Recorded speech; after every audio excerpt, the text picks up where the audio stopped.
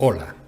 en las dos anteriores entregas nos dimos a la tarea de esbozar un marco conceptual mínimo que nos permita distinguir, con algo de precisión, lo que es la forma o modo de Estado, en tanto principio o declaración de identidad estatal, de lo que es el gobierno efectivo de la sociedad, la gestión en concreto. Es en la intrincada relación entre estos dos elementos que se identifican ciertas regularidades. Una de ellas, quizás la principal, se traduce en la tensión permanente que subsiste entre la idea de lo plural frente a la idea de la unidad o de lo unitario, por un lado, y por otro la idea de un gobierno concentrado frente a un gobierno distribuido. Este debate se condensa con más riqueza en los primeros artículos de las constituciones de los estados.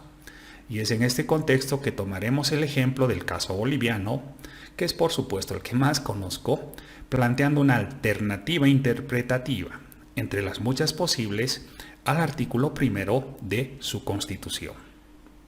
De lo que se trata es de conciliar diversidad con unidad, tratar a la diversidad en el marco de la unidad. Y para ello creo que es importante interpretar el artículo primero de la Constitución, o cuando menos plantear una alternativa interpretativa entre las muchas posibles, en este caso desde una perspectiva estrictamente territorial, a partir de la que podemos identificar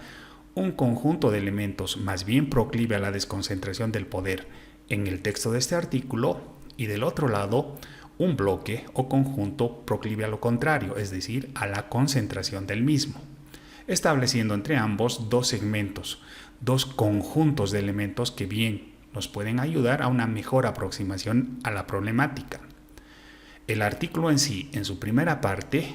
del lado proclive a la desconcentración, identifica los elementos propios de un modelo de Estado de carácter distribuido, de carácter compuesto, hablando, en primer término, de la plurinacionalidad en relación al reconocimiento de naciones preexistentes al propio Estado. En segundo término, a la descentralización como un dispositivo operativo que promueve un ejercicio más bien repartido del poder. Y finalmente a la autonomía, que es la que finalmente le otorga identidad al modelo, quebrando el monopolio legislativo. Todos estos elementos entendidos como principios organizativos de carácter activo, es decir, que impelen a la acción, y vinculados, como hemos dicho, en tantos rasgos de la forma de Estado compuesto, que se caracteriza, lo repito, por el quiebre del monopolio legislativo del nivel central. Del otro lado, vale decir, del sector más bien proclive a la concentración, tenemos a lo unitario, pero en este caso ya no entendido como un rasgo del modelo, puesto que de ser así empleado,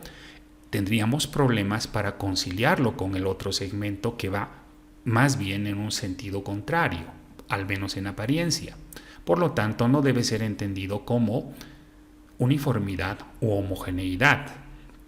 sino más bien como el principio de unidad, como un principio organizativo, pero en este caso de carácter más bien pasivo, que en vez de impeler ciertas acciones trata más bien de limitarlas, de imponerse como un dique de contención, precisamente ante ciertas tendencias que producto de la diversidad, producto de la distribución del poder, podrían llegar a situaciones algo exageradas.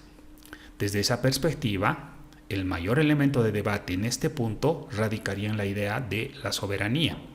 que en su carácter externo, la soberanía externa, no presenta mayores dificultades, puesto que por el principio de unidad, el Estado boliviano se presentaría ante la comunidad internacional como un Estado único, al cual el que se caracteriza por la independencia, ¿no? Bajo el principio de no injerencia de más. Sobre ello no abundaremos más, pero sí sobre la idea de una cierta soberanía interna, puesto que tenemos unidades de gobierno que se engarzan con el principio de soberanía popular y que podrían en cierto sentido por el principio o por la idea de la pluralidad imponer ciertos ritmos distintos ad intra, hacia adentro del Estado,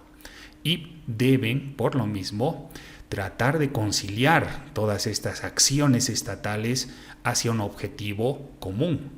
Y esto se va a lograr a partir de mecanismos en esencia de coordinación de acciones, de cohesión, de integración, de acuerdo y consenso entre diversos. La coordinación como un dispositivo parte del principio organizativo de la unidad. Este artículo en su segunda parte nos abre a la idea de ciertos basamentos organizativos.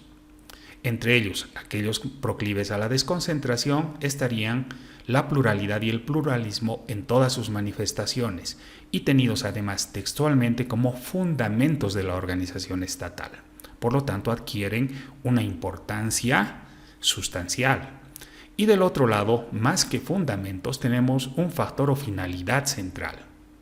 que es la precautela del proceso integrador del país. Es decir, interponerse ante ciertas acciones que podrían poner en riesgo o poner en cuestionamiento la idea de la unidad estatal, la idea de una sola Bolivia.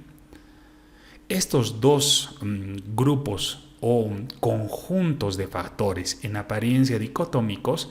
en el artículo deben tratar de buscar un equilibrio, un funcionamiento armónico. Y eso se ha de lograr a partir de diferentes dispositivos que la propia Constitución reconoce, ya no por el principio de jerarquía, sino más bien por el principio de coordinación.